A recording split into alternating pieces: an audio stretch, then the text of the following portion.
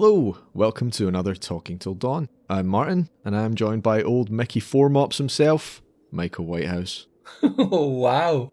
It's a blast from the past. I'm good, mate. As you know, I have been not very well the last sort of month or two, so... I believe you've had some problems in the nut department. well, the head department, I hope you mean. Cranial nut department. Yeah. I mean, people who are on the Patreon and that and the YouTube channel, they know about this sort of stuff. But yeah, like I've got chronic migraine, so the last couple of months have been pretty bad, but I feel that I'm coming out of it now, and I've really missed doing these. Can't wait. Looking forward to it. Good. Well, and how have you been? I'm doing well. This episode was planned out and researched a few weeks ago now, so I've had a chance to forget about this case for a bit before coming back to it, so I'm pretty good as a result of that. Because I'm about to cheer you up after your illness, Michael, with probably the grimmest and most depressing case we've ever done to date on Talking Till Dawn. Oh dear, I've got a candle here. I'm actually sitting in the dark. I've got a large white candle that's lit next to me and the Christmas tree. Perfect. As well. So it's a cozy environment. This was never intended to be a Christmas episode, I will say that. This was never written as a Christmas episode. Yeah. It couldn't be further from Christmassy. Yeah. Yeah, so this is going to be one of our darker episodes. I do want to begin with a little word of warning. Tonight we're going to be discussing the actions of one of the most deplorable, certainly one of the most prolific serial killers in recorded history. What's worse, if it can get any worse than that, is that the vast majority of this man's victims were young children, and his crimes were both violent and sexual in nature. Now, in the course of trying to understand the background to these atrocities, we'll also be touching on some of the harsh conditions experienced by street children in many parts of the world, as well as certain allegations of abuse. Of course, none of this stuff should be easy listening, even for the sturdiest of us. But if any of these topics is likely to be unduly distressing to you, or if you think it might be harmful to your mental health particularly, I would recommend that you give this episode a miss. With the Bible John episode, we were able to give specific warnings about specific events in the case that were particularly gruesome. With this, it's not so much individual events that are disturbing. Well, they are, but there's not so much gruesome detail. It's more just the overall grimness of the story. I'm not going to go into graphic detail, but one person's tasteful and sensitive is another person's gratuitous, so do be aware this whole episode comes with a content warning. Can I leave? You can leave, and then I could just do your voice for the rest of the episode, man. It's fine. Why did we not think of that when you were having your migraine? Shit. Oh, no, that's true. Do a good impression of me. I probably have enough audio of you now that I could splice something together. You probably could, actually. So with that out of the way, we're going to kick things off in the year 1980 in the city of Ambato in Ecuador. San Juan de Ambato, to give it its full name, isn't particularly well known internationally, but it's a reasonably large industrial city, nestled in a high valley in the Andes. Within Ecuador, it's known for its Festival of Fruits and Flowers, celebrated every February, which is both a celebration of the region's rich agricultural produce and a commemoration of the 6,000 lives lost in a devastating earthquake that almost completely destroyed Ambato in 1949. The city's also known for its universities, its vehicle production industry, its long and illustrious history, which saw it become a key battleground in Ecuador's War of Independence against Spain, and perhaps not least for the bustling street market that fills its central avenues and thoroughfares each Monday. It was here in March 1980, in this busy, happy place, surrounded by the chatter of family businesses and the aromas of street food, that a sequence of events would unfold that would bring to light a hidden massacre. To call it anything less than a massacre feels like it would be minimizing it. The scale of which and the details of which are almost beyond the realms of reason. Alicia Maria Poveda, aged 10, is helping out at the hot food stall run by her mother, Carlina Ramon. It's very busy, there's lots of people coming and going, lots of customers buying snacks, lots of vendors and street hawkers wandering around selling this and that. But there's one man in particular who reappears throughout the day. He was peddling small trinkets to market goers. He didn't have a stall or a license to sell there. He was just wandering around with a jacket full of padlocks and keychains, vanity mirrors, that kind of thing. Kind of like the guys, like the guys selling hooky tobacco at the barras. Yeah. Always on the move. Alicia would later say in 2004, in an interview she gave to a documentary produced by the American television network A&E, he kept looking at me funny, strangely, and gesturing me to come over. So I went to my mother and said, "There's a man looking at me ugly and calling me to come to him." Carlina Ramon was understandably quite concerned when she heard her daughter tell her this. She, and no doubt every other local resident, was all too aware that Ambato, and certain other towns and cities across Ecuador, and in fact across the neighbouring countries of Peru and Colombia, had in recent years developed something of a problem with missing young girls. A rash of disappearances had swept across all three of these countries, and although law enforcement seemed to have been either unable, unwilling, or just simply failed to connect them, a sense of concern and unease was growing on the streets. The parents of the missing girls, dozens of them, were devastated, desperate. A number of them had been very vocal in trying to draw attention to their plight, to spread the word about their missing daughters in the hope of some answers, in the slim hope perhaps that they might be reunited with them, that their children had been kidnapped for ransom maybe, or that they'd been taken by some black market adoption ring or human trafficking. As horrible as that would be, at least the hope that they might still be alive, that they might still be returned. It has been widely alleged by the parents of the missing that the police of Ecuador were negligent, disinterested, even prejudiced in their approach to these disappearances. The missing, for the most part, were from poorer backgrounds. Many of them were from less privileged ethnic groups within the country. The suggestion is that, by and large, police refused to connect these or failed to investigate them sufficiently enough to connect them, and most times leapt far too readily to the conclusion that these children were runaways. I don't know if that's true or not. I'm not making any allegations here, but that's certainly the impression I've taken away from what I've read of the impacted families.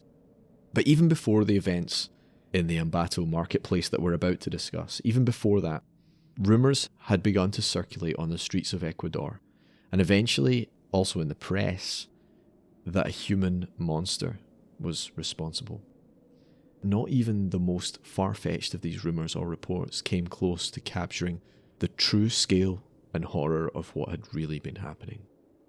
Something Carlina may not yet have been aware of at the moment her daughter is telling her about the strange man trying to get her attention is that just a couple of days before, a flash flood on the Rio Ambato had uncovered something that had forced the police to take a closer look at their missing persons cases. 4 small sets of human remains unearthed from shallow, makeshift graves on the riverbank by the surging water, and all of the bodies showed signs of strangulation.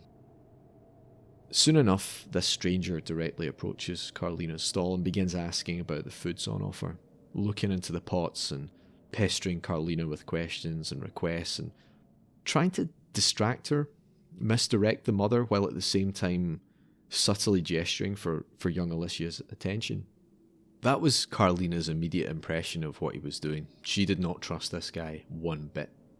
The interviews and the sources I've seen are a wee bit vague and contradictory on exactly the way in which what happened next played out, but by and large, the version of events that most reports seem to agree on is that at some point, when Carlina's back is turned for the merest moment, I mean, she's having to juggle childcare, cooking, serving customers, handling cash, watching out for creepy guys on top of all that, At some point, the stranger manages to coax Alicia out from behind the stall counter.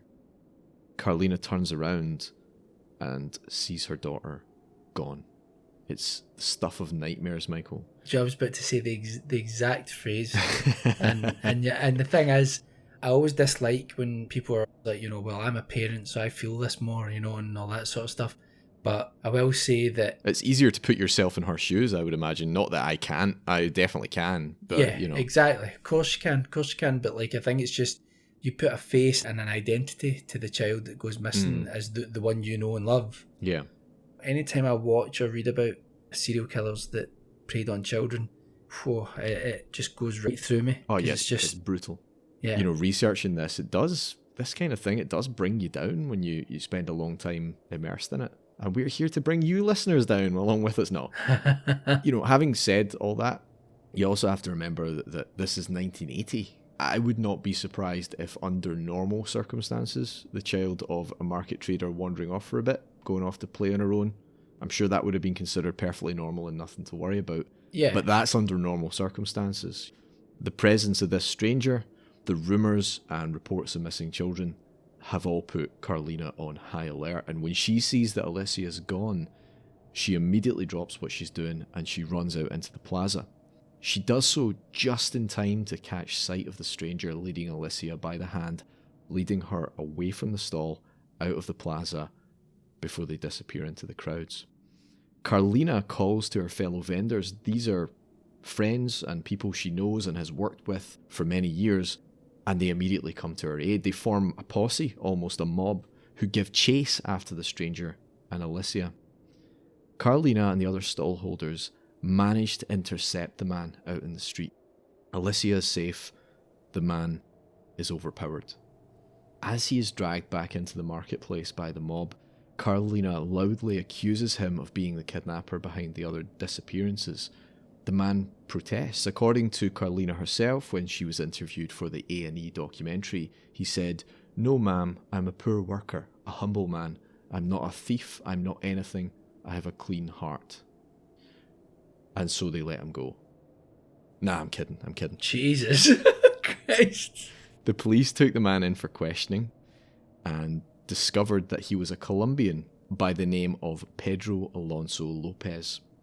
And at first, that was all they could establish. By several accounts, the initial interrogation of Alonso was an extremely heavy-handed one. I've seen innuendos and allusions to strong-arming, even outright police brutality in these early interviews.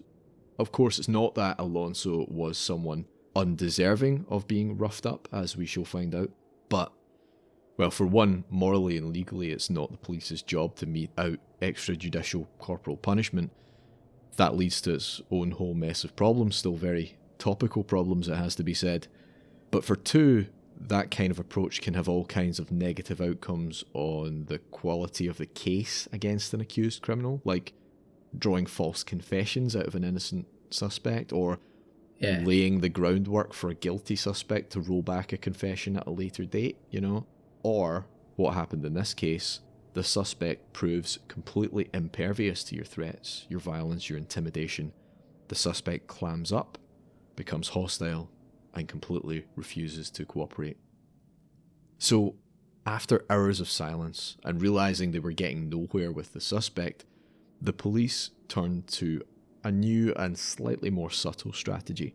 They had Police Captain Pastor Cordoba Gudino dressed in a prisoner's overalls and locked in the cells overnight with Alonso.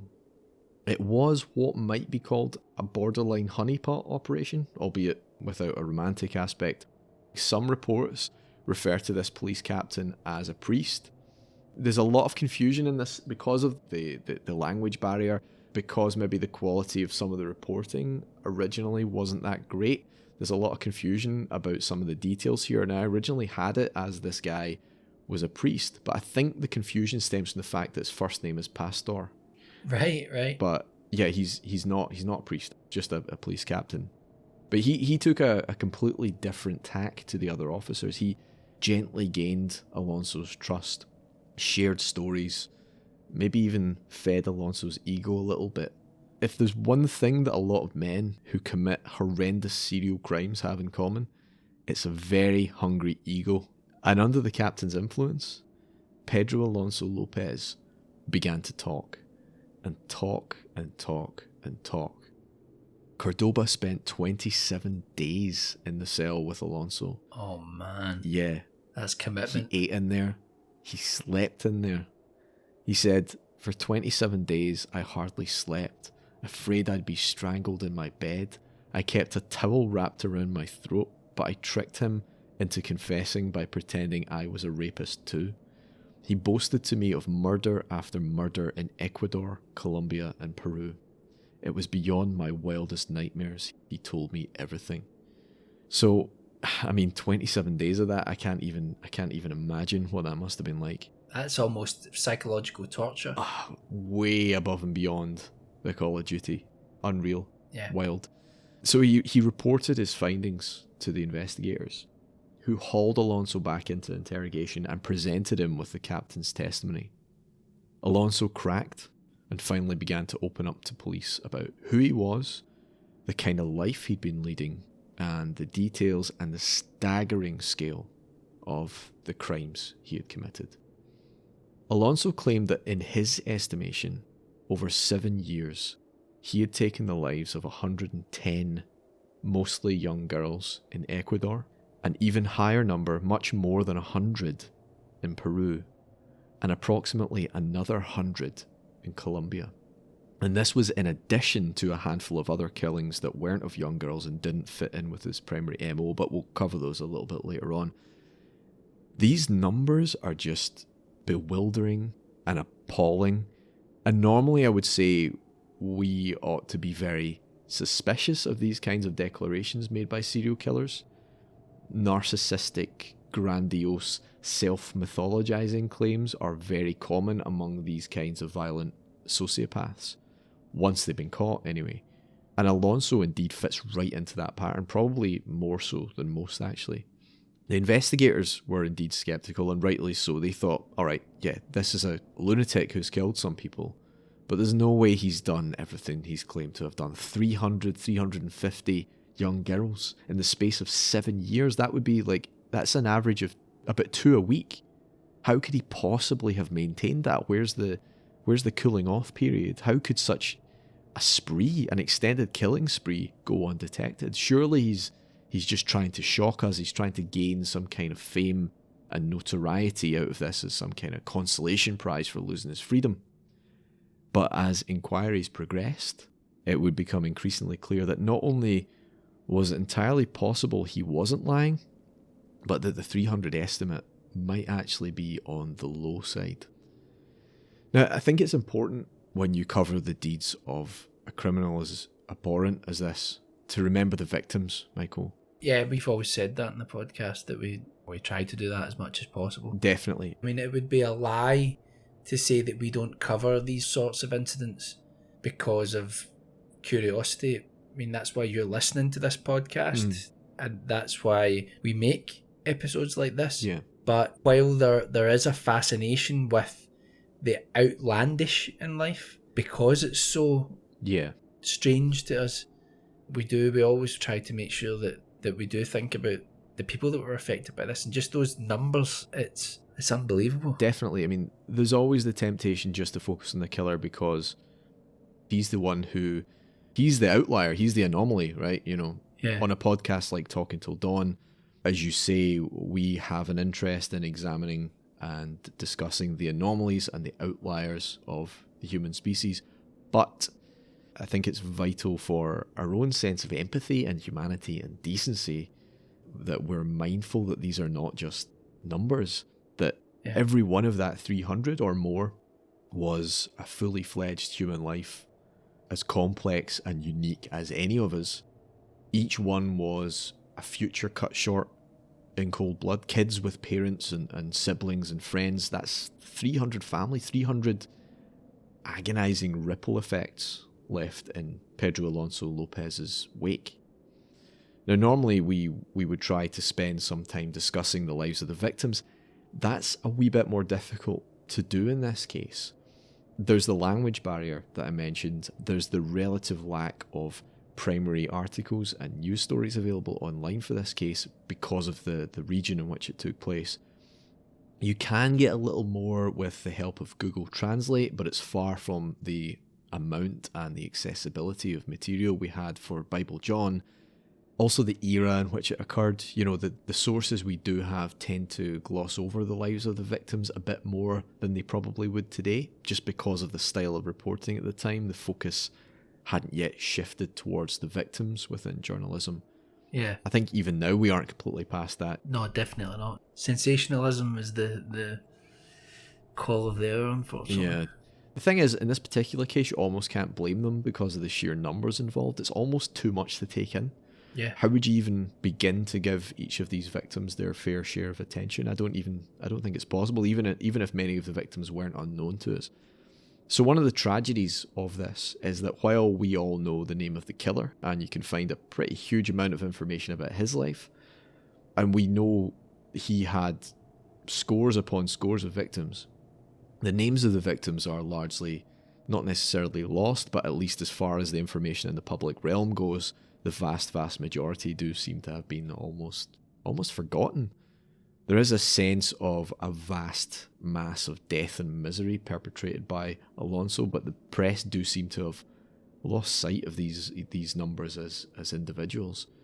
I had a very hard time trying to pin down any names at all, let alone any sense of these poor kids as three-dimensional human beings. I did find mention in an article in the Ecuadorian newspaper El Telegrafo, many years after the crimes, of the name of 12-year-old Flor Alba Sanchez of Espinal near Bogota in Colombia, of the Ambato victims, the Ecuadorian victims. The A&E documentary interviews a woman called Maria Masabanda Indy, who had sent her daughter into the market in town to sell some items and then buy a bus ticket home. Her daughter never returned and was later identified as one of Alonso's victims. The documentary, in a pretty cold oversight, neglects to actually mention the girl's name. It gives her mother's name, interviews the mother. At no point do they actually mention the girl's name.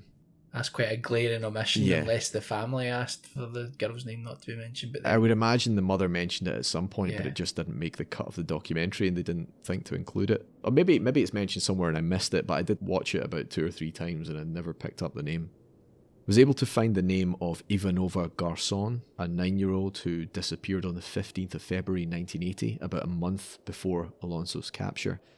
Ivanova was the daughter of a successful bakery owner, one of the few victims from a slightly more well-to-do background. Because of his relative wealth, Carlos Jacom, her father, initially suspected his daughter had been kidnapped by a criminal gang for ransom, and he was able to put up a considerable reward. He took out newspaper advertisements. Tragically, of course, none of this would prove fruitful in bringing her back alive. Ivanova had been taken and killed by Alonso. And also mentioned in the A&E documentary and a few other sources was Hortensia Garces Losada. Her sister Amparo Garces Losada is interviewed in the documentary and explains that her sister had been helping out her family by selling newspapers on the street when she was taken. And this is something that speaks to Alonso's MO. As he explained to the detectives who interviewed him in Ambato, he would trawl the busy markets and plazas of towns and cities and villages, looking for young girls. And they were girls, ages of 8 or 9 up to the early teens, who might be travelling unaccompanied to shops or selling goods in the market themselves. Children working in the markets, by the way, seems to have been a fairly common practice in Ecuador at the time. Even walking to school or helping out with family business, where Alonso might have a chance of catching them alone, even for a moment. I mean, I have to say, even here in Scotland, that wouldn't be that uncommon not that long ago. No. I mean, if you're talking about 1980 there, Yeah. I mean, when I was a kid, I had friends that were doing paper rounds at like 5 or 6 in the morning on their own. In the dark. Yep, going out and doing milk runs and things like that as well. And Yeah. so, I mean, it's not... It's not a huge cultural difference, I don't think. I mean, I don't know about kids now. Certainly when I was a kid, I could disappear all day and be playing or doing whatever, getting into all kinds of scrapes. And then as long as I showed up for dinner, nobody worried. That's different time. Different place, but different time as well. It wasn't so much different here in Scotland. I would walk to school with my friends. Yeah. I mean, when I was very, very young, my mum would walk me to the school, but really, I think from about 7 or something like that, I was walking to school on my own or with my friends, and when I see where I live now, I live near a couple of schools, and you just see the parents. They're always Driving. there. Yeah, driving or walking their kids to and from the school. When I go to work, I go past a couple of schools, and there's one school where it seems quite a few kids still walk, but they walk in big crowds, tribes of kids. Talking about, 10 or 12. But then these are kids from like Mary Hill. I wouldn't look at them funny. You get a doing. These are tougher than That's where my family's from. Mary Hill. Yeah. They're fine, upstanding kids. Don't get me wrong. That's where my family's from, Martin. We're never speaking again after that. The episode just ends. We should just end the episode there. So Alonso would stake out his victims over a period of hours, usually, sometimes days. Although he didn't really wait around. Given the number of victims over the course of his 7-year bout of murder, it would seem he was almost constantly either travelling from place to place, hunting for a victim, or zeroing in on a particular victim. What he did for a living, working as a travelling street hawker, I guess you'd call it, allowed him to double up his day job with his perverted sideline. Unlike most serial killers, there seems to have been very little cooling off period. Quite possibly the most infuriating and sickening aspect of his mindset is that, according to Alonso himself, he specifically targeted girls who appeared to him to be the most innocent and trusting souls. I don't want to give too much voice to Alonso himself, but one thing he is recorded to have said that probably gives a clearer insight into just how twisted a mind we're dealing with than anything I could say to paraphrase or editorialize it. He said, "I like the girls in Ecuador. They are more docile and more trusting and innocent. They are not like Colombian girls who suspect strangers." Prick. Yeah. He was specifically seeking that out. He specifically wanted to destroy that innocence. And I remember we spoke briefly in one of the previous episodes about what is the definition of evil, and although I think the word evil usually isn't helpful in trying to understand and explain some of the terrible things people do, I think maybe that's about as close as you can get to like a workable objective definition of pure evil. Yeah. A desire to destroy something that's good and kind and innocent purely for the sake of it. And to enjoy it. Yeah. I've said that before, that my dad in his work, he would interview child molesters and abusers, and he was a social worker and a mental health officer, and he would do that a lot. And he used to say that to me because he was always like, I was very open-eyed when I was younger, and like, everyone can be rehabilitated and that sort of feeling. And I still hold out that hope. I think it's just that people that do the most despicable things, it's almost impossible for them to come back from that, I think, in a meaningful way.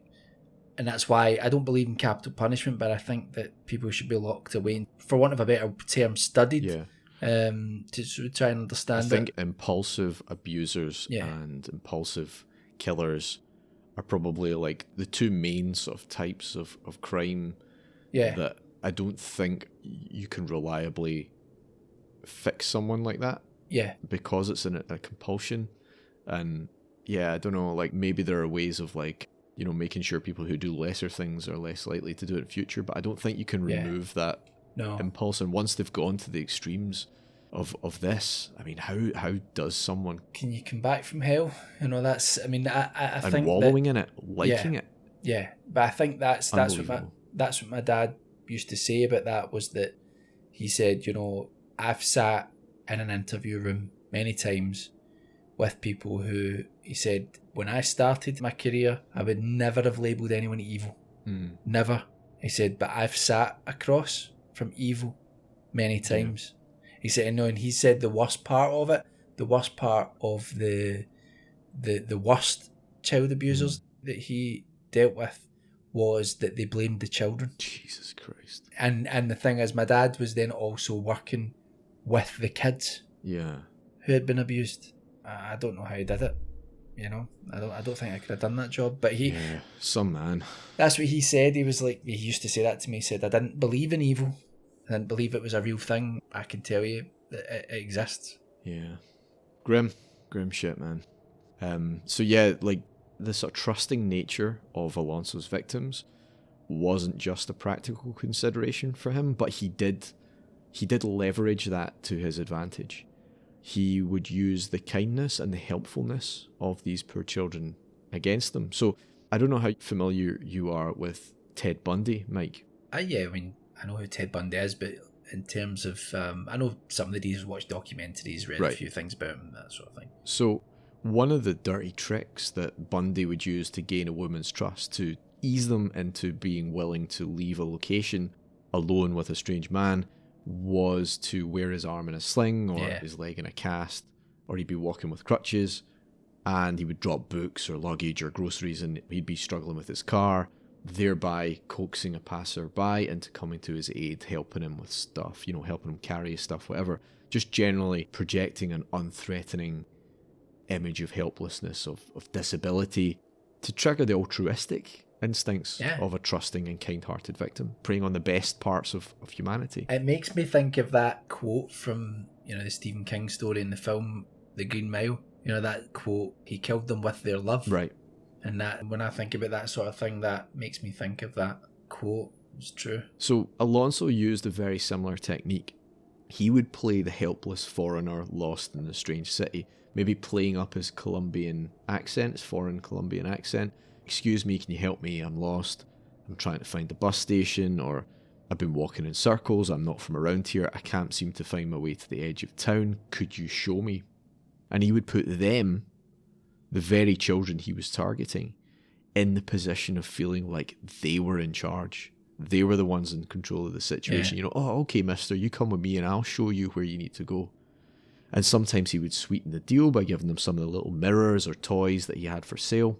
And he would get them to take him to the outskirts of town, where he would eventually kill them, all without any fuss, no screaming, no commotion to make anyone so much as look at him twice. So then you start to see how someone can be so prolific and not draw attention to themselves.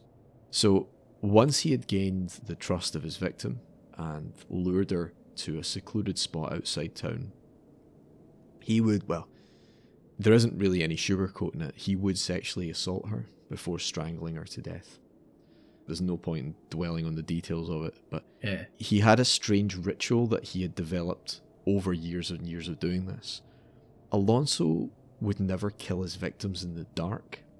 If it was dusk or it was nighttime when they arrived at what would later become the site of the murder, he would instead keep his victim there overnight, speaking kindly and calmly to them, reassuring them that, there's nothing to be afraid of, when in truth, it's hard to imagine that they could be in any greater danger.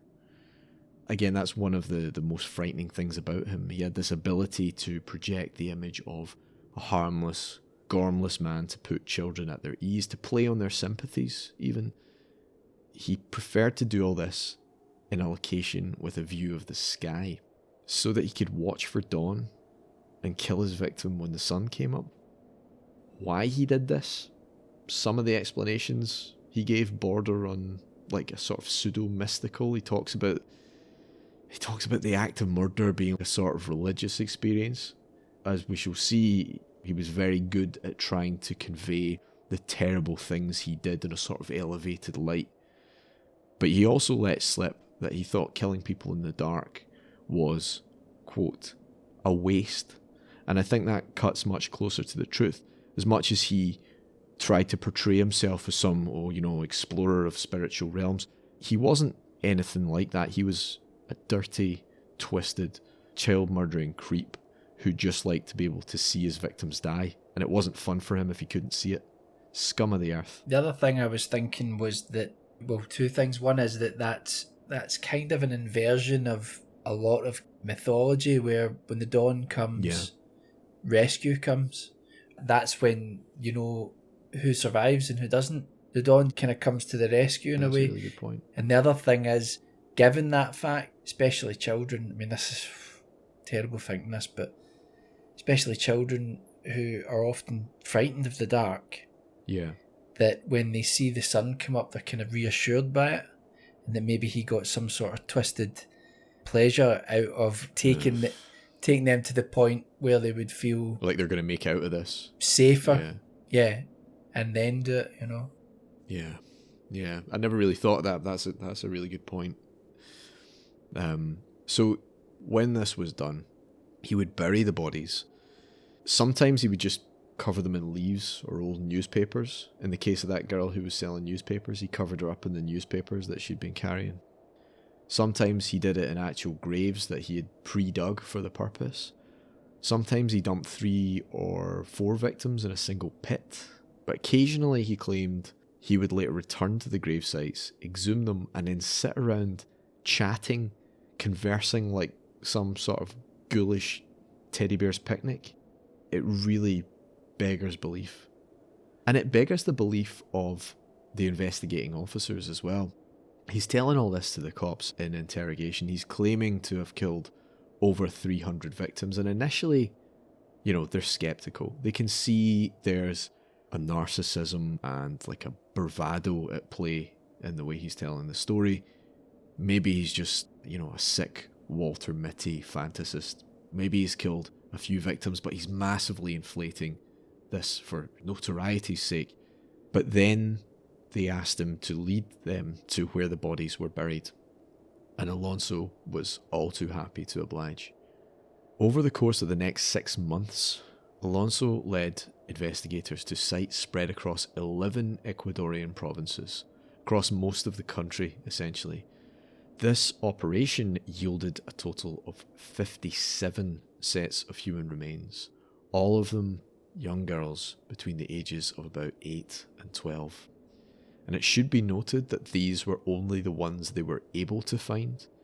These were shallow graves. Some of the poor victims were not even buried as such, and many of the sites were next to rivers. A number of the places he led investigators to showed signs of disturbance but turned up no bodies, and it's likely that some of the dead were carried away by animals or, again, unearthed by floodwaters and so forth. But still, if someone claims to have killed 100 children in Ecuador, 300 odd in total, and you find 57 bodies exactly where he says you will, you're going to believe that there is 100. Yeah, now the authorities are really taking notice of what he's saying. Alonso clearly enjoyed the infamy. Like a lot of exposed serial killers, he took the attention and the revulsion and the outrage, the notoriety, as a kind of surrogate thrill to replace the excitement of killing. On top of that, he clearly got a buzz from leading police to the kill sites and reliving the atrocities that he had committed. And he got to do that publicly.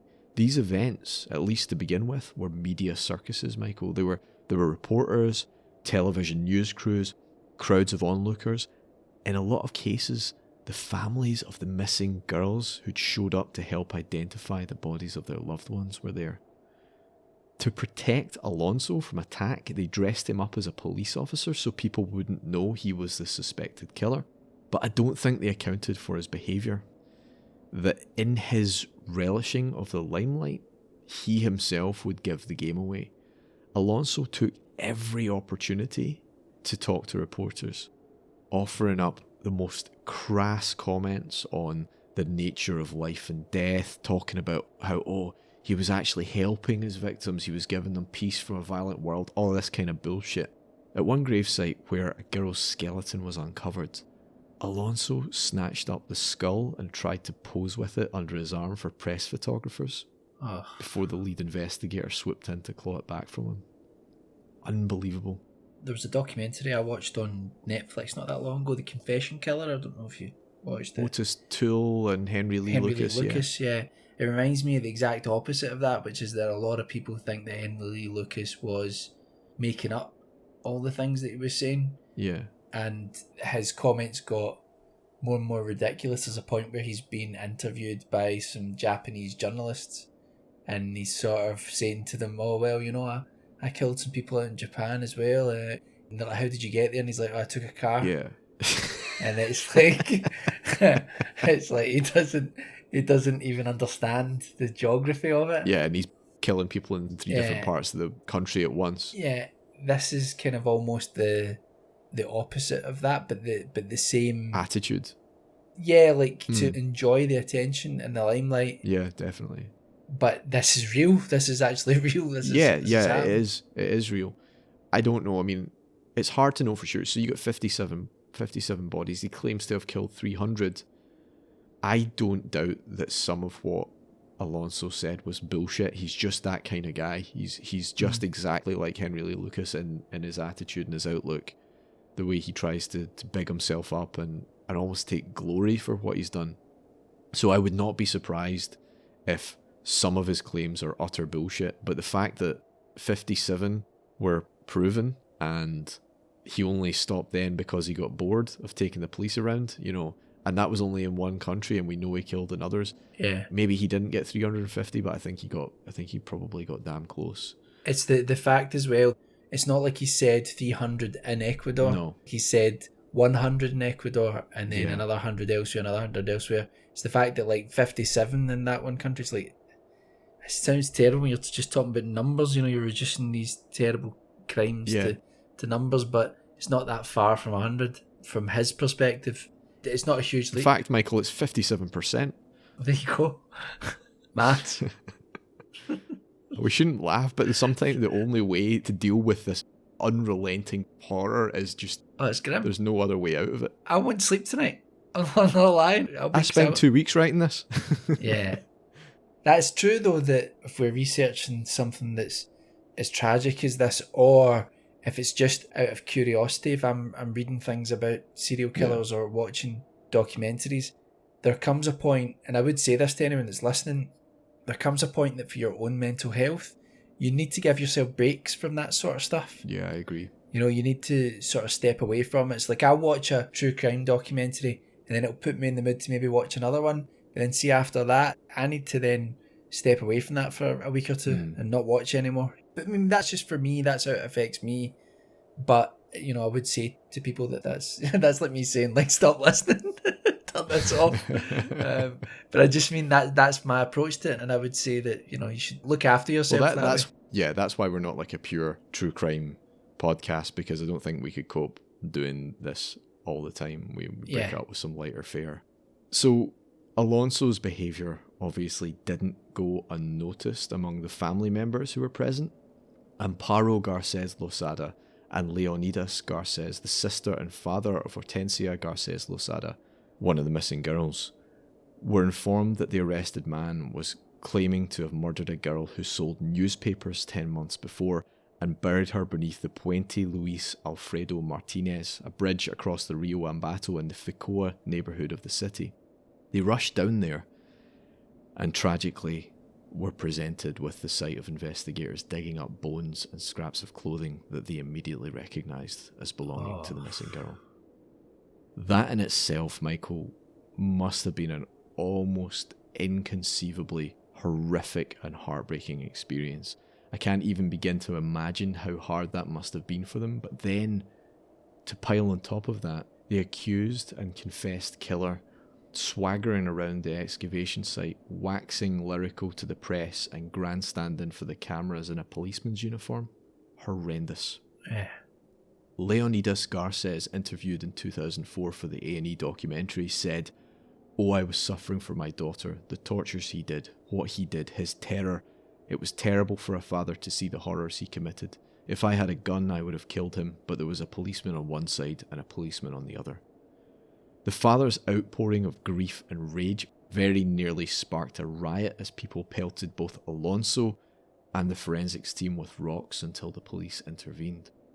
Of course, it should be stressed that the police didn't want to be protecting this monster necessarily, but they needed to keep him safe and well and happy and well fed and watered in order to keep him on side to help him collect the evidence they needed to build the case against him. I think a very difficult and unpleasant situation all round. However, a curious, I don't want to say friendship, but something did develop between Alonso and Captain Cordoba. I suspect on Cordoba's side this was a purely pragmatic relationship. Again, they needed to keep the killer's trust and his confidence, but Alonso took such a liking to the captain that he began to treat him like a surrogate father figure and refer to him as Papa, which again I think has further led to this confusion of people thinking the captain was a priest. He wasn't. Alonso's actual biological father was himself murdered 6 months before the boy was born. Pedro's birthplace was Santa Isabel in the Tolima department of Colombia, where on the 8th of October 1948, he came into the world in the midst of a period of unrest known in Colombia as La Violencia. It was thanks to La Violencia that he would never know his father and would spend the first 10 years of his life in a region torn by bombing, riots, massacres, guerrilla warfare, a civil war that would end up costing 200,000 lives, or 2% of the country's entire population, Michael. Now, I say this without in any way seeking to lessen Alonso's responsibility for his own actions. The responsibility for the things he did rests squarely with him. What I'm about to describe doesn't excuse what he did at all, but it might go some way to helping understand how it's even possible for someone to end up that way. Because Alonso's early life reads almost like a recipe for how to produce a violent paedophilic psychopath. He was the 7th of 13 siblings, and his mother was a sex worker who would entertain clients in a bed separated from her children by just a thin curtain. Pedro also witnessed his mother being physically assaulted by clients. As a caregiver, according to Alonso, his mother alternated between neglect and brutal discipline meted out in the form of beatings, at least by his account anyway. There's 2 accounts of what happened with Pedro at the age of 8. His mother, Benilda Lopez de Castaneda, claims he simply ran away. She looked for him and was heartbroken when he never came back. Lopez himself claims that his mother caught him trying to mimic some of the activities he saw happening every night in his mother's room, things he perhaps didn't fully understand, on his younger sister. Now, this is obviously a very disturbing and problematic thing for a young child to be doing, but his mother's reaction, as told by Lopez anyway, was astonishingly brutal. She took him several towns away, and according to one version of the account, burned the soles of his feet with a candle flame so he'd be unable to follow her home. I don't think we'll ever know which of these 2 stories is closer to the truth, but either way, as of that moment, Pedro Alonso Lopez would make his home on the streets, one of Los Gamines, as they are known in Colombia.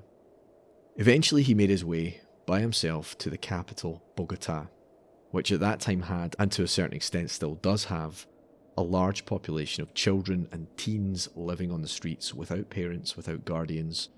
Lopez's story up to this point was fairly typical for one of the Gamines. Abuse, violence, neglect, abandonment. These kids, they're an underclass really, with its own norms and rules and customs. Many of them have severe psychological trauma, issues with violence, with substance abuse. They eke out an existence by scavenging, by stealing, by running errands for criminal gangs, by child prostitution in some cases. At the age of 8, young Pedro has to learn to fight, to physically fight for a place to sleep at night. We're not talking a bit of push and shove. We're talking gangs of gamines with knives, bricks, broken bottles, kids getting mutilated, killing each other in some cases. He's learning to hustle and forage for food, to commit burglaries. He's in a street gang. Within a very short time, he's addicted to bazuco. Bazuco is a highly adulterated form of cocaine paste mixed with tobacco and weed. Essentially, he's freebasing coke before he's 10. Now, heavy cocaine use, even in a pure form and even in adults, can have a range of long-term effects on the human brain, impulse control, all that kind of thing. On a child's still developing brain, who knows what sort of developmental damage that might have done, what damage it did to, his prefrontal cortex, to his ability to control emotions and impulses and feel empathy and manage his own thoughts and behaviours, compounded by the violence, the abuse, the neglect, and just the stress of that life, all of which can have a detrimental impact on these sort of civilizing, behaviour inhibiting parts of the brain that are still growing and developing in a child his age. And the abuse, by the way, hadn't stopped. It's gone from beatings at the hands of his mother to sexual abuse at the hands of strangers on the streets. One of the most disturbing consequences of having a large population of unsupervised, hungry, feral children living on the streets, in lanes and abandoned buildings is that these places unfortunately become a magnet for paedophiles and sadists. Lopez seems to have been a victim of these men, these prowling perverts, on a number of occasions. I think this whole scenario, in my opinion, it was like a toxic cocktail in which the disturbed, abused little boy Pedro became the brutal, ruthless killer Pedro. It's hard not to see this sequence of events as the making of a monster. It's like the compounded failings of the adults in his life to properly care for him, the failings of society to provide adequate social care, to provide safety nets for people like him, to shield him from cruelty, all coalesced into this monster that itself exhibited features of all the perversions and cruelties that had been perpetrated on him as a child. It's a running theme, isn't it, with serial killers, that so many of them seem to have pasts that involve either psychological or physical or sexual, often all three, abuse. Obviously, it doesn't mean that if you've been a victim of these things that you will become that. Of course not. I mean, all those other kids on the street, not all of them grew up to be serial killers, even though many of them had a similar circumstance to him. Absolutely, but I don't think there's any question that if you treat human beings so badly, they invariably, often, they'll end up having some sort of issue that they need to overcome. Yeah. Sometimes that's a perfect cocktail with other problems. Like I think we've talked about Richard Kuklinski before in this, the Iceman, and how he had that kind of perfect mix of, well, he had problems when he was younger as well. He had terrible things happen, but he also seemed to have a deficiency with his ability to feel fear and to worry about consequences and things like that. So he had physiological issues with his brain, potentially, perhaps. I think Lopez probably did as well, and that's why I mentioned like the cocaine thing, because I can't imagine that freebasing cocaine at age 8 had no effect. It's a perfect storm. Yeah, and again, I hold Lopez completely personally responsible for his crimes. Of course. Not that I am the judge and jury in this case, but personally I see him as being Where's responsible. Where's your gavel? Now just imagine you sitting there with a judge's wig. I've nothing but hatred and disgust and rage for someone who murders children, let alone 300 plus. I'm sure I don't need to tell you I've got no sympathy for him, but it's hard not to have sympathy for the little boy that he was before he was, we might say, transformed by all that was done to him. And in terms of, all the people who have a life like that and don't become serial killers, absolutely right. And there's some people who go on to do terrible things and they have a perfect upbringing. But to flip it around, do you think it's possible that a child living a life like we've just described, a life completely devoid of any light or joy, where you're constantly either witnessing adults commit deviant sexual acts or you're on the receiving end of those acts, where once you're on the street, you're immersed in a world where survival, where meeting basic daily needs like food and sleep are only achieved through overpowering and dominating people weaker than you, where kindness is maybe helping your friend mug someone so you can share in the spoils, where violence and force are so necessary for survival that they become not extreme acts but basic reflexes. Do you think it's possible for that not to shape the adult the child will become? And if he hadn't been shaped in that way, if he'd had a quote-unquote normal childhood, is it likely he would have wound up being such a horrifically twisted and callous and perverted adult? I think we have to at least consider the possibility that the answer to both of those is no.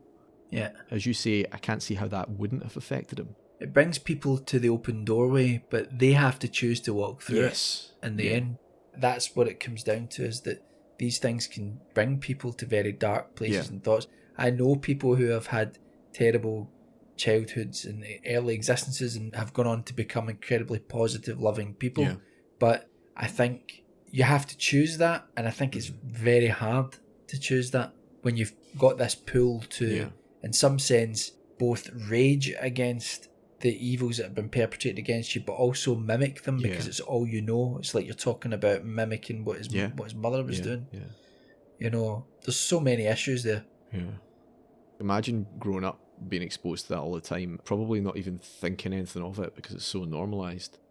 And then, as fucked up as it is, you go to mimic what your parents do, as all kids do, and then the reaction to that is so violent, and you're cast out of the home and beaten and burned, and it's the life he lived from then on, through the child living on the streets and fighting to eat and sleep and survive. It's like something out of a horror or science fiction. It is almost like this killer he's almost like something out of fiction in how horrific and how prolific he was, had an equally outlandishly horrendous upbringing. Now, it's not clear if Lopez actually killed anyone while living as a gamine. It's possible. It was a violent world on the streets of Bogota. Kids sometimes did die in skirmishes over drugs or shelter. But as far as I can tell, he never made any claims of killing during this time. His first officially confirmed kills were not, in fact, of youngsters. And they occurred when he was 21 years old and serving time in a Bogota prison for stealing cars. Car theft was something he'd taken to doing as a trade, really. There were shady dealers who bought and sold in stolen vehicles, reselling them with new plates and whatever else. And this was how Lopez made his living in his late teens and early 20s. But of course, he's caught and he's sent to jail. In his early 20s, Lopez was, by most accounts, a pretty good-looking guy, certainly considering the life he'd had. He's quite slight in build. He finds himself in a very harsh and violent jail. And once more, I'm sure you know what's coming, he's yet again finds himself the target of rape. In fact, he's targeted by an organised gang of prison rapists. But Pedro swears to himself that he's not going to be a victim any longer, and he immediately begins planning a very bloody revenge. He gains access to the prison kitchens. I presume he gets himself a job working in there, or he hustles his way in somehow. He steals a utensil of some kind and fashions it into an improvised bladed weapon, a shiv, or chib as we'd call it in Scotland. Yeah. And then he sets about ambushing and attacking his rapists, and he actually manages to kill 3 of them. On some level, fair enough. The authorities certainly took that view. His killing of the rapist was deemed to have been in self-defence, and no action was taken against him. The problem here is, well, it's twofold really. First, according to Lopez himself, this was the moment he fell in love with power and the violence of murder. It's the moment he decided that taking lives was something that gave him a kick beyond the mere rush of revenge. Secondly, this is a man whose mind and reactions have been shaped by his environment, and maybe his biology to some extent, into a form that's almost impossible to get your head round. At least for me it is. We might imagine this man consumed with rage and a sense of injustice at the cruelties committed on him as a youngster. Maybe you might think, oh, he's going to get out of jail and he's going to be out there attacking child abusers and pimps and those he held responsible, maybe even going after his mother, or, if this was a movie, that's probably how it would play out, right? But Lopez lacks something. He lacks even the most fundamental framework of human values that in a more typical person would channel that rage towards those they perceived as being responsible, or at the very least, someone that even remotely represents the wrongdoers in his mind. No, his mind doesn't work that way. This quote from Lopez gives some insight into how he processed it. Referring to his abandonment and abuse and molestation from a young age, he said, "I lost my innocence at the age of 8, so I decided to do the same to as many young girls as I could. I'm going to put all my energy into pulling others down with me." He's not interested in justice, he's just interested in lashing out and spreading the misery around as widely as he can. It's such a clearly verbalized reason for it that it almost makes me suspicious that it's bullshit. It makes sense to me from from a cinematic perspective, or this serial killer, or storytelling perspective. But for me, it sounds like he's almost trying to justify. Oh, he certainly indulged in that. Justify what he's done, and to give a reason for it, and for him to also to be able to intellectualize about it. Most serial killers don't, they might go as far as saying, I was abused when I was a kid and I think that's why I do what I do, but most of them won't be able to tell you why they do it, really why they do it. Yeah. Whereas he's offering a very clinical reason. I wonder if maybe at that point he has been speaking to doctors and things and has maybe been able to... Possibly. Yeah, that's a good point. It doesn't sit well with me unless it's something that's been suggested to him by a psychiatrist. It just sounds too... I'm not certain that someone with that level of introspective understanding about their motivations would be doing that. Would do it. Yeah. I'm not convinced of that, but who knows? Quite possibly. That's an excellent point. So, he's released from prison at the end of his sentence for car theft. He's killed like 3 guys in there, but I don't think he had any time added to his sentence for that because it was determined to be self-defense. He becomes an itinerant. He makes his way several thousand miles south of Bogota into Peru, into very remote areas of Peru. He essentially walks into the wilderness. And it's here, up in the sparsely populated areas of the mountains and down in the rainforests of the Peruvian Amazon, that the monster of the Andes begins to truly earn that name. He begins stalking isolated native Peruvian villages, actual tribal settlements in some cases, looking for young indigenous girls to kidnap, rape, and kill. He targets these areas seemingly because of their limited communication with wider society at the time, a lack of effective law enforcement. You can't just pick up the phone and call in cops. Perhaps it wouldn't even be in their custom to do that in some cases. And perhaps there was also a racist element that he capitalized on, a sense among some authorities that the indigenous Peruvian lives were of lesser importance in terms of spending police time and resources on. I don't know that for certain, but the reason I say that is because, well, it should become pretty obvious in a minute. During his time in Peru, he claims to have killed over 100 girls, the majority of them indigenous girls, lured away from rural villages in broad daylight.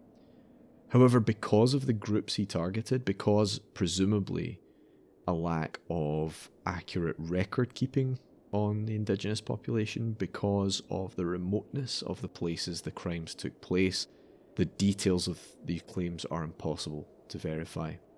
What is known is how Lopez's time in Peru came to an end, and it's truly one of the most astonishing and remarkable and bizarre episodes in this whole sorry saga.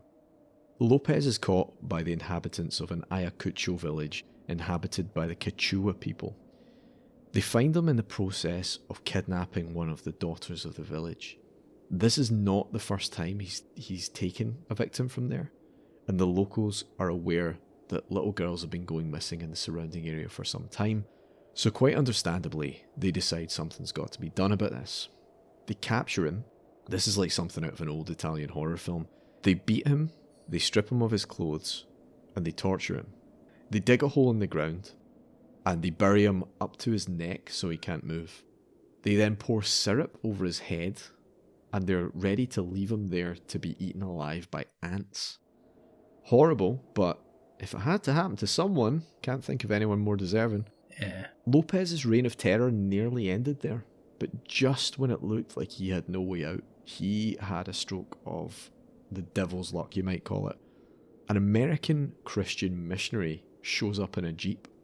The villagers show her the man they've captured, just a head sticking up out of the dirt, crawling with bugs. And she's no doubt thinking, what the hell have I walked in on here? She says, look, this isn't how we deal with criminals. Dig him up, tie him up, I'll take him into town, I'll hand him over to the police, let the authorities handle this, it's the right thing to do. So they do that, they dig him out, they put him in their car. She drives him miles and miles and miles to the nearest police station. She hands him over, and they let him go. He's taken to the border of Colombia. Get out and don't come back. Unbelievable. It's an astonishing failure that cost dozens upon dozens of children their lives. Lopez, who surely must now think he's invincible, moves around between Colombia and Ecuador, never staying in any one place for too long. He's stealing, he's taking odd jobs, he's peddling trinkets in markets. His spree of murder and horrific crimes against little girls never skips a beat. He continues to kill at a dizzying rate, taking this more and more into urban areas as he becomes more and more cavalier in his crimes. Authorities in both countries began to notice an increase in missing persons rates, but this was put down to an increase in the activities of sex traffickers, criminal gangs, runaways, and this state of affairs, this spate of horrendous crimes, is allowed to continue right up until he is captured in that Ambato marketplace in March of 1980. How this is possible, how so many disappearances can go uninvestigated or underinvestigated, how authorities could fail to make a connection between all these cases given the similarities of the victims, the similarities of the circumstances, well, at least in part, I don't want to put too fine a point on this because I'm no expert in how policing was done in Ecuador at the time. I don't want to make any outrageous claims here. I'll simply repeat the following statement made by Rosa Garces Losada, one of Hortensia Garces Losada's sisters. A sentiment that seems to be shared by many of the victims' families. Here in this country, only the rich people have access to the police, to justice. And whether by design or by mere opportunity, Lopez preyed disproportionately on the poor and the disadvantaged. It reminds me of Werewolf of Wisteria, Albert Fish. And he preyed on children, and it tended to be, he deliberately preyed on poor and often black children. Yeah. Because at that time, the powers that be wouldn't even look into it if someone went missing, really. It reminds me of that, that he's taken that same, whether that's been a strategy or just because he's been able to gain access to poorer kids because they're walking the streets, I don't know. In a way, he's being helped by the attitudes and inaction. In January of 1981, following his capture, following the tour of the burial sites with police, and following the discovery of the 57 victims in shallow graves, Lopez was convicted of just 3 murders. Not that there wasn't evidence for the rest, not that he hadn't confessed to hundreds more. It is the way these things go sometimes. Prosecutors have to focus their efforts on the clearest cut cases. And in any case, that was much more than enough to net him the maximum sentence available for a murderer in Ecuador, which was also the maximum sentence of any kind available in Ecuador. Unfortunately, the maximum sentence of any kind available in Ecuador was 16 years in jail. Really? 3 convicted murders, 50 odd bodies, 350 confessions, 16 years. There were no consecutive sentences, no exceptions for those considered to pose a risk to the public. If he killed 57 girls, that's 3.5 months for each victim. If he killed 100, that's 2 months. If we take the 350 he confessed to, of course many of those were not in Ecuador, but for illustration's sake, that's about 16 days for each life he claimed to have taken. I should probably mention the maximum sentence in Ecuador now is 25 years, I believe. As far as I can tell, it was changed partly because of this case. 16 years seems very low as a maximum sentence, and it is, there's no doubt about it. Do you know if that's in entirety or if that's, like you can be given 3 life sentences? There's back no to consecutive sentences. They have to run concurrently. Right, wow. I mean, don't get me wrong, I'm not sitting here saying that the Scottish criminal justice system is perfect by any means. There are people that do terrible things here and they're out in 5 years. Yeah, but that is the absolute upper limit. Even 25 is not close to long enough for crimes of this magnitude. To me, aside from anything else, it seems like it's not long enough to protect the public. By the time someone got out, they're still going to be, if you're caught young enough as he was, you're still going to be a young-ish man when you get out. Yeah, strong enough to still do it. I think they were caught off guard. The lawmakers couldn't even imagine someone like Alonso when they established this. The reason for the existence of these maximum sentences, at least part of the background to that, Ecuador did once have life imprisonment. It did once have a death sentence. But Ecuador is a nation that has seen its fair share of upheaval over the years. It's had its fair share of political convulsions and its fair share of coups, not the farmyard animal, Mike. Some of these upheavals resulted in political personae non grata, members of ousted political parties, being arrested on trumped-up charges and disappearing into hellhole prisons never to be seen again, or finding themselves in front of firing squads. In some cases, Mike, political prisoners were pulled apart by horses. And a horse is a farmyard animal. God. But in the wake of all this, there was an appetite for reform to make sure that the government couldn't just disappear folk into prisons or have them bumped off. Such a fine line to tread. Yeah, and that's where that all kind of stemmed from. And yeah, it is understandable, even noble, I think. It just lacked the nuance, it lacked the foresight to foresee a man like Pedro Alonso López. In my opinion, there needs to be something like if someone is still considered a risk, they can be held indefinitely or something. But I can also see why they wouldn't want that. But in this case, it's a disaster. Yeah. So he's imprisoned this time in Garcia Moreno prison in the city of Quito, Ecuador's capital. For most of his sentence, he was held in solitary confinement. He didn't mix with other prisoners. Few guards at the prison ever interacted with him. The reason for this was the $25,000 bounty placed on his head by a cabal of his victims' families. Oh. So they got together and put a bounty on his head. Canadian photojournalist Ron Leitner visited López twice, at least twice as far as I can tell, by looking through some of his old articles. Twice during the course of his imprisonment. He was accompanied by armed guards and an interpreter. Leitner interviewed the monster of the Andes in cell number 29, a dingy little room with walls plastered in newspaper clippings detailing his own crimes, like trophies.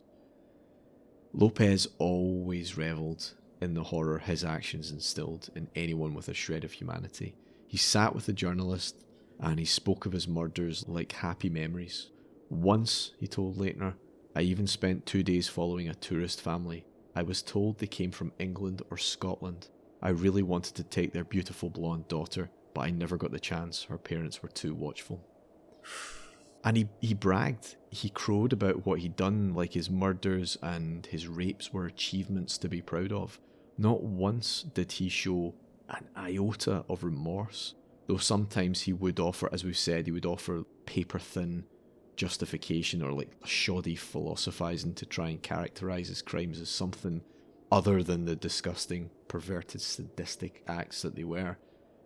At one point, he even referred to himself as Man of the Century. What a disgusting little worm he was. It's painfully clear that imprisonment has no correctional effect on a man of López's persuasion. Even the prison governor, reflecting on the killer's inevitable release, said, God save the children, he is unreformed and totally remorseless. This nightmare may start again. López himself, knowing full well that his jail sentence had a hard and unalterable limit at 16-year point, made zero attempt to dispel this. He said, the moment of death is passionate and exciting. Someday when I am released, I will feel that moment again. I'll be happy to kill again. It's my mission. Of course, behind the scenes, the Ecuadorian justice system was working feverishly to try and keep López off the streets. Just opening the door and letting him out would, without a doubt, have been a terrible mistake. But the law was very, very clear. At the time he was convicted, 16 years was the longest possible sentence. There was no legal avenue to get around that. At least not within the Ecuadorian system.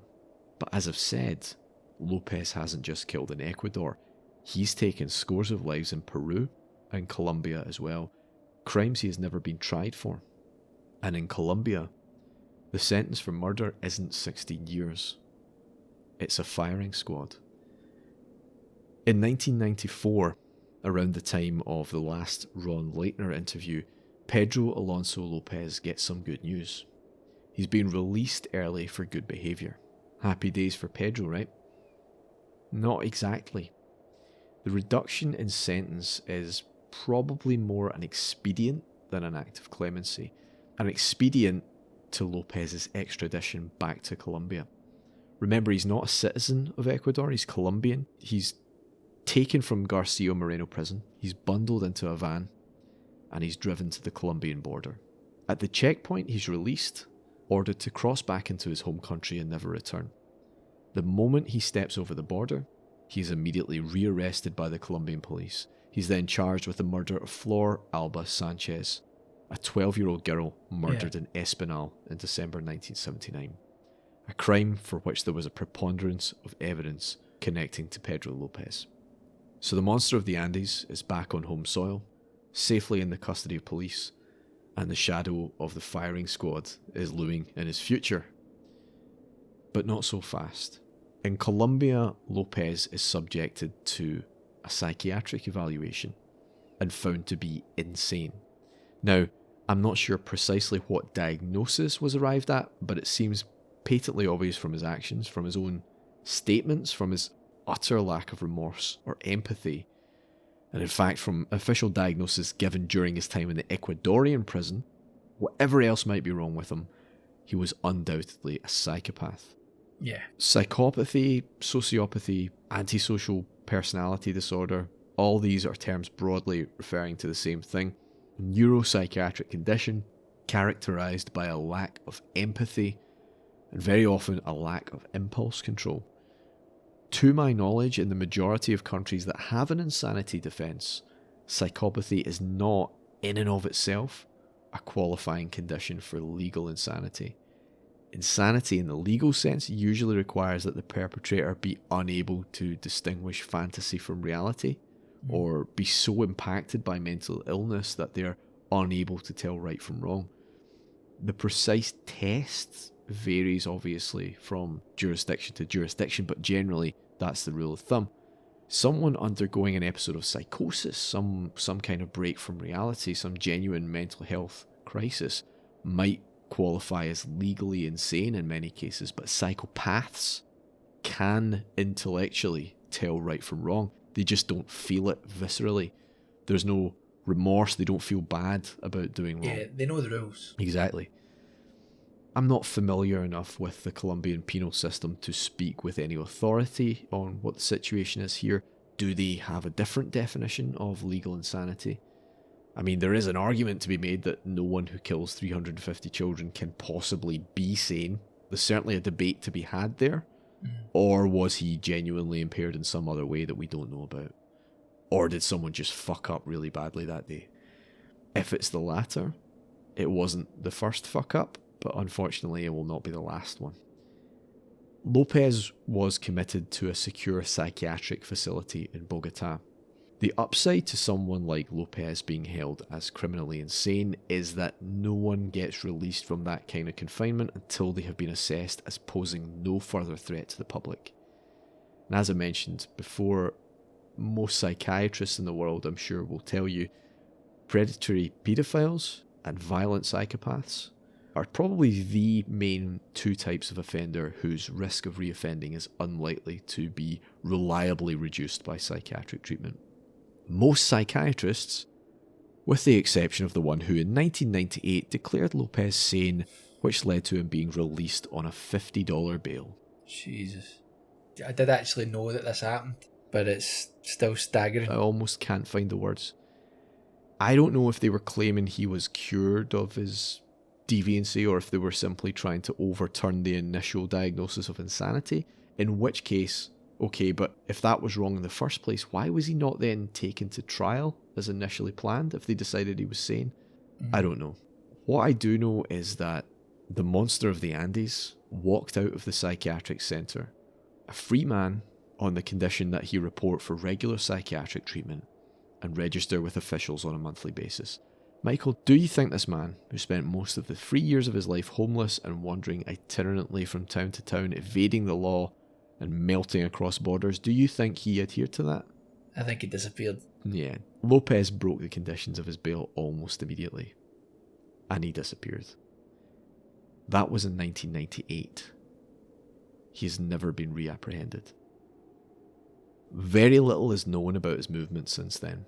One of the few things that we do know is that a few days after his release, Alonso returned home to his mother, Benilda, 40 years after he was banished from the family home circa 1957. 40 years later.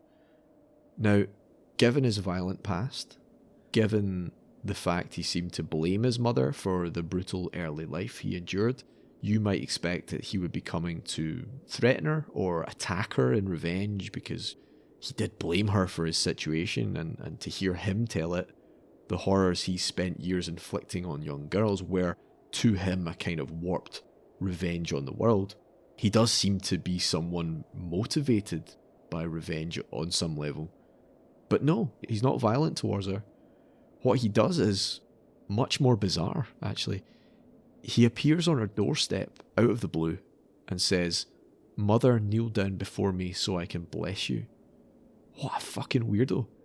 I guess, like, in some strange way, in his, like, egotistical, inflated sense of superiority, this was him deigning to forgive her, or is he just... Or he feels like he's some sort of messianic figure. Yeah, it would tie in with the weird religious aspects that he tried to give his crimes. I mean, he's getting away with it so much that he's probably thinking, yeah, well, I am something special. Yeah, he must be thinking he's looking immortal or something at this point. He says to her, "I've come for my inheritance." His inheritance? Benilda, at this point, is a little old lady living in what we could quite fairly call extreme poverty. She tells him, "I've got nothing to give you." All she has to her name is like a small one-room house, a shack, really. She has a few changes of clothes, she has a bed, and she has a small chair. That's really it. Well, now his cruelty comes out, but still not in the way you might expect. He doesn't lay a finger on her. He pushes the bed and chair out of the front door and begins offering them for sale to passers-by. He sells them. He takes the cash and walks out of his mother's house and out of recorded history. No one's really sure of what became of Lopez after that. If someone knows something, they're not telling. What we do have is a persistent rumour, never confirmed, that Lopez was tracked down by, shall we say, unofficial bounty hunters and was subject to an extrajudicial execution. After all, that supposed $25,000 bounty on his head, not an amount to be sniffed at, and he's not a target who's going to inspire a lot of moral objections, you know. Given what he did, I'm sure there's a lot of folk who'd gladly do the job for free. Yeah, you also wonder if people involved in the criminal justice system decided this is what's happening to him when he gets out. I thought that, but then I bet you the police have just waited until he's off camera and then done something with him. But the fact he seems to have got to his mother tells me, it's been a few days probably since he's been let go at that point. So I don't know, but possibly they're tracking him, or I'm not sure. On balance, I kind of hope that he has been killed. I know that's maybe sounds a bit... No, I understand. But here, all the alternatives for protecting society from this maniac have failed. He's completely free. He's back prowling the countryside. He's obviously not reformed, since he immediately evaded the law and absconded, broke his parole. Essentially, the moment the system's back's turned, he has a sexual predilection for children, an obsession with killing. He's still very much capable of killing. He's only about 50 when he's released in Colombia, so he's still, he's not an old man. And he has lots and lots and lots of experience in doing this and getting away with it. If the only thing that's going to ensure that doesn't happen is some guy with a gun to his temple, as much as it pains me to say it, I think I'd take that lesser evil in this case. So yeah, there's part of me that hopes that that's the case, but there's absolutely no evidence that it is. It's a terrifying concept in many ways, but most of the literature on serial killers talks about, it's like you were talking, Martin, about the idea of killing and then there being a cool down period, and then at some point there's an escalation. Yeah. And that's often when they get caught, where they start killing more and more people, or they do it more recklessly. But usually in those circumstances, it's such a compulsion that they're not going to just stop. The idea that this guy has killed 350 children and he's just decided to stop. And he's been sitting in prison wishing he could still do it waiting the day he can get out to get back to doing it, and then he gets out and he doesn't do it. He said that, but it's not beyond the realms of possibility. I think it's unlikely, but it's possible that he has just decided, I don't want to go back to prison. Yeah. But I mean, I think it's very unlikely. I think he got away with it for so long first time. Yeah. I mean, I've learned an awful lot having this conversation with you about this case, but I did know about the monster of the Andes, and I did know that he disappeared. Yeah. That he was released and he disappeared. And I have always thought he's been killed by someone. On the other hand, though, there are various other rumours that he's been sighted living in the countryside, that he's been sighted living as a homeless man on the streets of Bogota, like returning to his childhood stomping grounds, perhaps. Maybe he feels that's his true home. I don't know. Or maybe it's just like a boogeyman thing. There have been unconfirmed sightings in the Santander region of Colombia in the eastern ranges. The bank? The bank, yeah. Sorry. Yeah.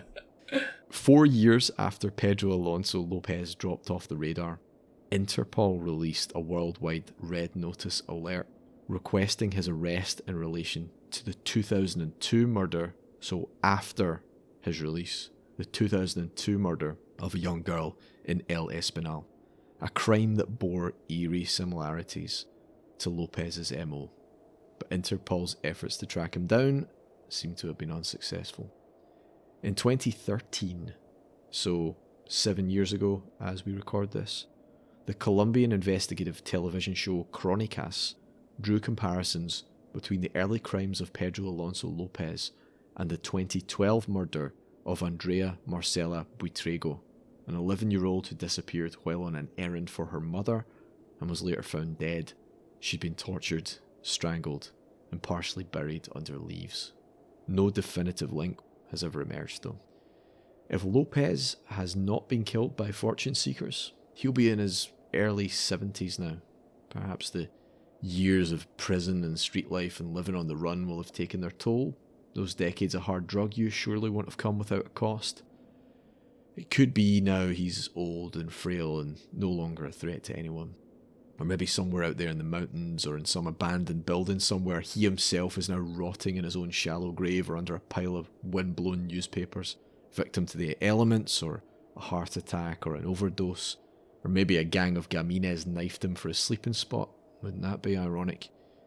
But quite possibly, he's still knocking around out there. 70 isn't 90, There's plenty of guys who are sprightly and strong and active well into their 70s and 80s. And if this is him, then he could well still pose a threat. The hardest part of this is just not knowing, and that's what's allowed him, it's helped him become what he wanted to become. Someone important, someone who has continued to gnaw on people's minds, someone who unfortunately will not be soon forgotten. Especially in Colombia, where, as we've seen, when a young girl is killed, strangled, his memory attaches itself to the tragedy. The fear of the monster of the Andes is going to keep rearing its ugly head. So I want to end not on him, but by taking a minute to reflect on those who he took from us. How many were deprived the chance to experience adulthood, to study, to learn and grow, to fall in love, to perhaps have families of their own, to contribute to their communities, to travel and experience and to benefit the world by their existence. By the killer's own admission, he specifically targeted the kindest souls, the most altruistic and helpful and wholesome victims he could find. He killed the best. Who would those kind, caring, helpful children have grown up to become? How many great teachers, mothers, doctors, carers, community leaders, counsellors, campaigners, therapists, politicians, people who could have made a positive contribution to the world? How many of those has he deprived the world of? Him, he's nothing really. He's only infamous because of the victims he killed. We'd never be talking about him were it not for them. We're only talking about him because of what he took away. And he quite likely only became what he did because of what was taken from him in his childhood. So, let's not come away from this just dwelling on Lopez. Dwell, if you have to dwell, on what he stole from us all. And as depressing as that is, if it serves to make us a little more mindful about the preciousness of childhood, about the importance of caring for and nurturing and, when necessary, protecting the future generation, then maybe some thin silver lining can come from us toiling under the black cloud of this topic to bring you this episode. Mike, what's your thoughts? It's a grim series of tragic and evil crimes. It's one of those cases that is so outlandish that it is difficult to believe sometimes, and you do wonder. I mean, I was thinking there about that whole encounter with his mother. Yeah. Part of me sitting thinking, where does that account come from? She's interviewed in the A&E documentary. But that's what I'm saying to you, is that is she doing that for money? That's the point, yeah. You know, to say, oh, I did encounter him and he did turn up and this strange story, you know, and she was obviously quite a twisted individual herself. Yeah, that's true. If his stories are true. Is correct, yeah, that's the thing. There's a lot of uncertainties. Part of me thinks... What I would say, though, is I think that account probably does have other witnesses, because he took all her belongings to the front door and sold them off to her neighbours, so people... Yeah, of course, yeah. It's hard to know for certain, but it would certainly, you would think it would be possible to corroborate it. Whether someone has or not, I don't know. I mean, the fact that Interpol put something out about him makes it seem that there must be enough similarities where they think that's either a copycat or they think, no, he's still operating out there. Is he operating in such a way that he's not doing it every week? Yeah, maybe. Like he was before, but he's just doing it enough to satiate... His back's not up to it anymore. Desire, you know, But, you know, is he doing it enough to keep the compulsion in check? Yeah. Or, I don't know, but it's just one of these unbelievable things, the fact that it was released. And it does just make me think that I cannot see people, either, like you say, the families involved or other people in the communities, or even like organised crime. Yeah. This is what I was thinking about as well. Is like, maybe it's not someone that was hired to kill him. Maybe it's someone who's killed him for the bragging rights. No, but if you had done that, though, you would still go, hey, there's a $25,000 bounty, I'm going to claim that as well. Yeah, maybe you would, unless money... It's unknown whether that's been claimed or not. It could have been claimed. They're not going to advertise that, so... And you would think that they would have to show the family's proof to get the money. Yeah. To me, I just think that in that sort of circumstance, something bad would happen to him. Yeah. From some corner, whether it's the government, whether it's the police, whether it's organised crime, whether it's from the families or the communities around the area. I think the best piece of evidence for that is that he hasn't reared his head again. You know, with advances in forensics and things, you think you would be able to tie together crimes like that again. I'm assuming that someone somewhere has his DNA. So if he did it again, you know... So do you think that case that Interpol were talking about in 2002, do you think that's... I don't believe they were certain they wanted him in connection with it. However, I had a look at the Interpol website today, and the red notice for Pedro Alonso López is no longer current. It's no longer on the site. Right. So whether that just means it's now been long enough they don't think he did it, whether they've got another suspect, whether that means they now think he's probably dead or they have something to exclude him, I don't know, but it's no longer up there. Maybe they just drop off after a certain length of time. Yeah. Who knows, but yeah. The other thing I was going to ask you is, do you think it's possible that he had an accomplice? You're looking at it from the point of view of there being like a similar crime has taken place and that may have been someone else. No, or something that you said earlier on as you were talking about his idea of kindness might be helping a friend to mug someone. Yeah, so that wasn't something specifically he said. It was more just... No, I know I know what you meant by that, but I'm just saying that it made me start to go down that thought process of, well, there are so many children. Yeah. You just, I don't know, just part of you wonders, like, was there anyone else involved? The picture I've built up of him and the crimes, I think Lopez was essentially, and his whole life has been essentially a loner. So he was in a gang. I don't think he's someone who would have had an accomplice. I don't think he's someone that would have been able to cover for an accomplice particularly well. I don't think there's any evidence at any of the crime scenes for anyone else being involved. Certainly Obviously, he's been seen a few times, and when he got caught, and he wasn't really seen with anyone, I don't think there's really anything pointing to him having an accomplice. In some ways, you'd be like, well, how do you get away with it for so long? Maybe an accomplice would have helped him kill that number of people over that length of time, but by the same card, I think having 2 people makes you twice as likely to get caught, so... Yeah. One thing that was I thought was a bit wild, you know, at one point, the Guinness Book of World Records had Pedro Alonso López in there under world's most prolific serial killer. They actually had a record for serial killers. That's unbelievable. That's the type of thing that wannabe killers look at and go like, oh, I want to be the number one. Yeah, like I can see it. Christmas morning, 2005, little Jimmy comes running down the stairs to see what Santa's brought him, tears open his first present, Guinness Book of Records, and there under the tree is his loving parents watching him. He's reading the magical tale of Pedro Alonso López, the world's best serial killer and rapist. Jesus. What were they thinking, Michael? Oh, I know. There was a guy who I had very brief contact with, a guy called Trey Sesler, who years ago, you know, I had a YouTube channel and he had a YouTube channel, and between myself and Alan at Ghastly Tales, this is before Ghastly Tales, on this old YouTube channel, there was some anime stuff, and this guy, his name was Mr. Anime, and he had an interest in that, so he commented on our channel and stuff like that, and I used to watch his videos, and it got really terribly tragic because he uploaded a video talking about how he'd got a new job, and he was really looking forward to something big happening.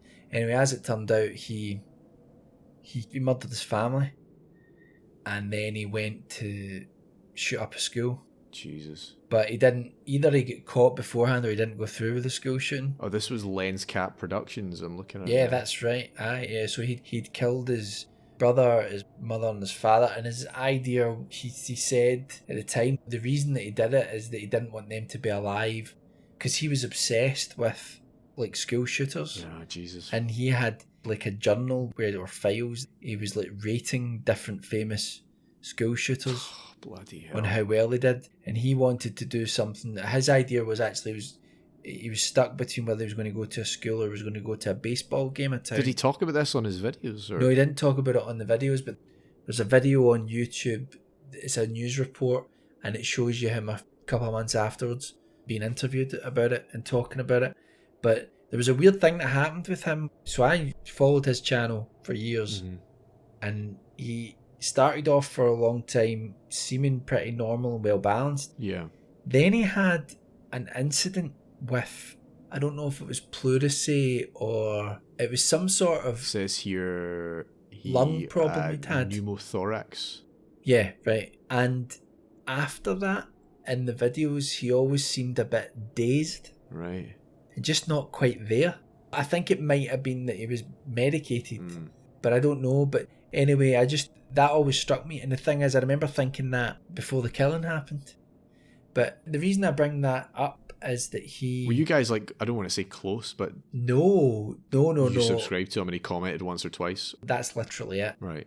We'd commented on his videos, he'd commented on our channel and maybe another video or something like that. And that was my only connection to him. But it was still really shocking. And yeah, so that was the thing with him, was that when you're talking about like Guinness Book of Records, most prolific serial killer, he was obsessed with, he wanted to go and he wanted to kill so many people in one shooting. Like outnumber someone. He would hold the record. And he murdered his whole family because he didn't want them to feel shame.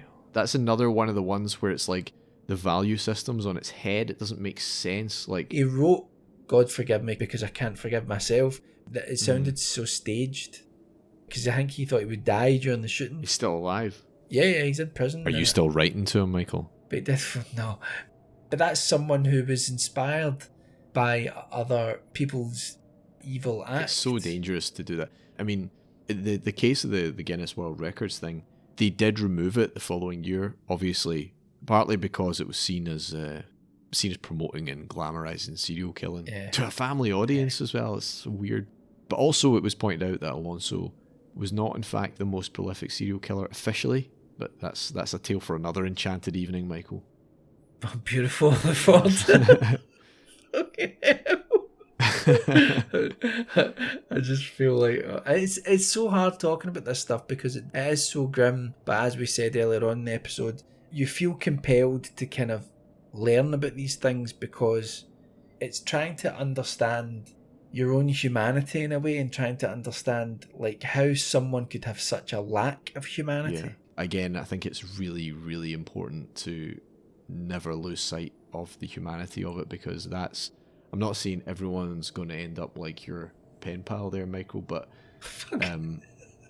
he wasn't my pen pal. That's how you end up going down that path slightly, by thinking about them as numbers and then thinking about people who do terrible things as like outlaws, and there's nothing glamorous about it. There's nothing good or positive about it. They're the best that one could probably feel for them is pity for the child that they were before they became the monster that they become, you know. Wanting to understand them a little so that you can spot things. Because, I mean, I've certainly had times in my life where I've met people who I immediately felt uncomfortable around. Yeah, it's like an uncanny valley effect with them. Yeah. There are, I won't name them, but you know, when I used to work in nightclubs, there were some people who were like kind of like local gangsters and things like that I met. Yeah. And some of them, you got the feeling that they were a psychopath, and others you didn't get that feeling from. But who knows if that was an act or not? And then still there are other people. I remember once being bizarrely in a graveyard when I was a kid in a place called Cathcart, and I remember being in this. It's a really ancient graveyard actually, but there used to be a kind of gang of teenagers that would kick around there. Amazingly named the Gravy because they hung around the graveyard. Were they called like Bangers and Mash and stuff like that? Dinner themed names? Yeah, that's the one. That's what I thought. But there was two brothers who lived around from this graveyard. And again, I won't name them. And I had heard about them. They were older than us. They were a lot older than us. They were like, you know, like I think I must have been about 13 or 14. And I think by that time they were maybe about 18, 19, something like that. And anyway, I was in this graveyard at one point, kind of hanging around with some of the people that lived in that area. Anyway, while we were in there, these guys turned up. I remember standing there and they were almost marching up and down past us, like talking to us and all that, and like toying with us. Right. You know, and I knew these were guys that would just stab you as soon as look at you. Yeah. I knew people who had been stabbed by them and things like that. And I was just like, this is bad. This is really, really, really bad. And I just, maybe that's a bad example because I already knew of them, so I already had that impression. But my feeling when one of them was standing right in front of me, staring into my eyes and psyching you out, talking down to me, that this guy was evil. That was the kind of feeling that I had off of it. Whether that's correct or not, I don't know.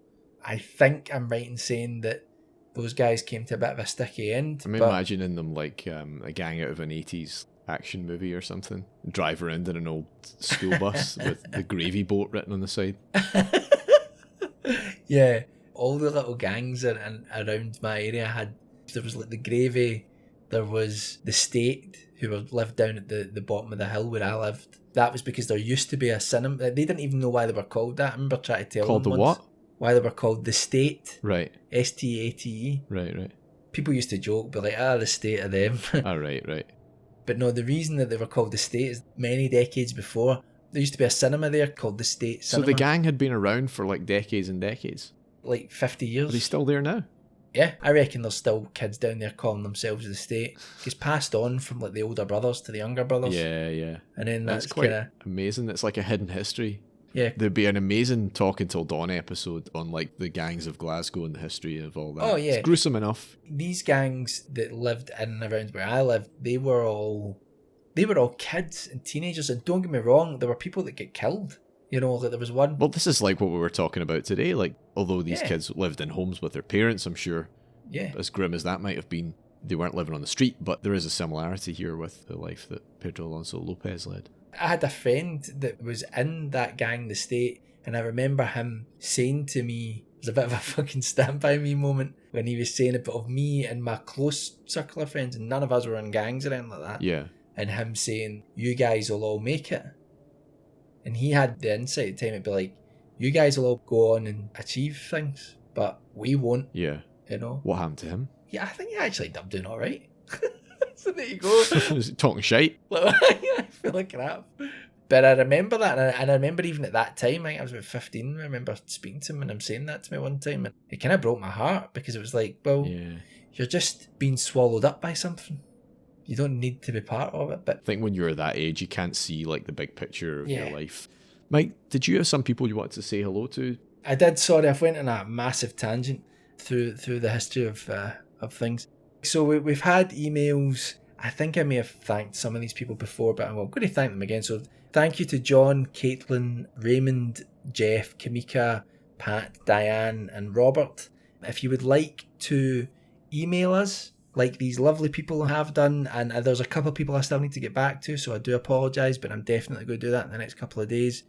If you'd like to email us, you can do so at talkingtilldawn@gmail.com. And if you want to just talk to us about the show, or you have suggestions for topics, people have been giving us really great suggestions on there, and also on the Facebook group, the Facebook page rather. I'm trying to sort of get that going as well, and on Twitter as well. Yeah, so over on Twitter, Mark Bridgewater got in touch to tell us that he loved our Number Station episode. Cheers, Mark. And also he said we should, for a future episode, look into the phenomenon known as the hum. Yeah. That's the mysterious low-frequency noise that some people are tormented by in certain areas. The hum, of course, can mean something different in Scotland. A strong hum, is a pungent aroma, especially of the bathroom variety. I'm pretty sure Mark meant the former, but as the dad of a toddler, I'm sure you've had to deal with a few unexplained hums in your time. Hums, yeah. There's a lot of smells going on with that. Yeah. Actually, I think that's a fantastic idea for a show. I remember reading in the Ayrshire Post as a kid about a mysterious hum that plagued the town of Stevenston, not far from where I grew up. The Stevenston hum. Yeah, I think I've read about that. There's similar accounts from all over the world. A lot of explanations. There's a lot to it. I think it would be really interesting. We should put that in the list, absolutely. We just need to try and keep a straight face and agree not to blame the hum on each other. We also had a comment from Yasmin Sekmisoi. Sorry if I butchered your surname, Yasmin. She's from just down the road from us, actually, from Hamilton. That's literally round the corner from me. There you go. Well, 10 minutes by car. Just 8 miles. Not 10 minutes flat out at 70 miles an hour. 10 minutes at a leisurely 20 miles an hour. So Yasmin says we should get in contact with her if we ever need some very real paranormal stories, which made me think, actually, maybe at some point, no promises here, people, I'm not committing to anything here, but maybe at some point we could do an episode just of listener submitted stories, like strange or bizarre or off the wall things that have happened. I would love to do that, man. That might be cool to do at some point. They're interesting. We should maybe think about it. We'll be in touch, Yasmin, if we come to do that. That would be interesting. Christina Barton tagged us in a post. She posted her Spotify Wrapped thing. We're apparently her number one podcast of the year. At least we're number one somewhere, Michael. Nice. Finally, we can retire. Yes. Thanks again, Christina.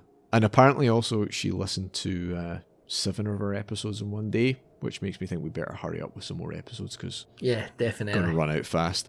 Last but not least, I had a really interesting discussion with Stephen Mackay on the topic of Bible John theories. Some really good insight there. The guy's he's an author like yourself, Mike. Right. Might check out some of his novels. Interesting guy.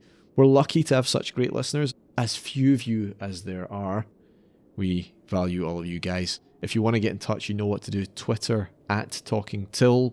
Mike's in charge of the Facebook group. There's the email. What's that again? talkingtilldawn@gmail.com, but we'll put the links in the show notes. Cool.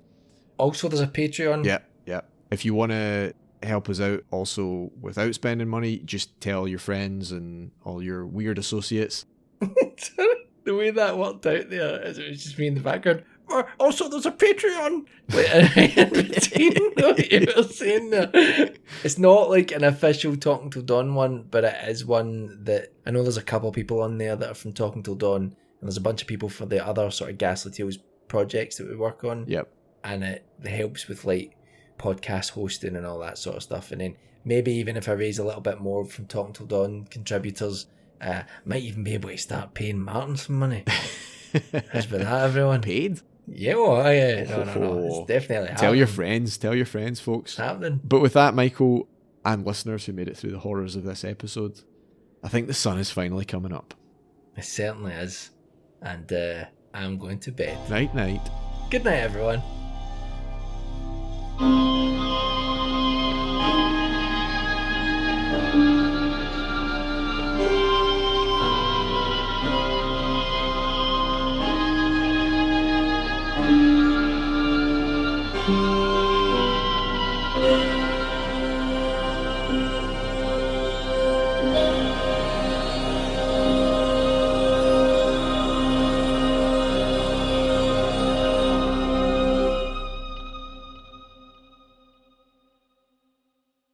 Also, there's a Patreon.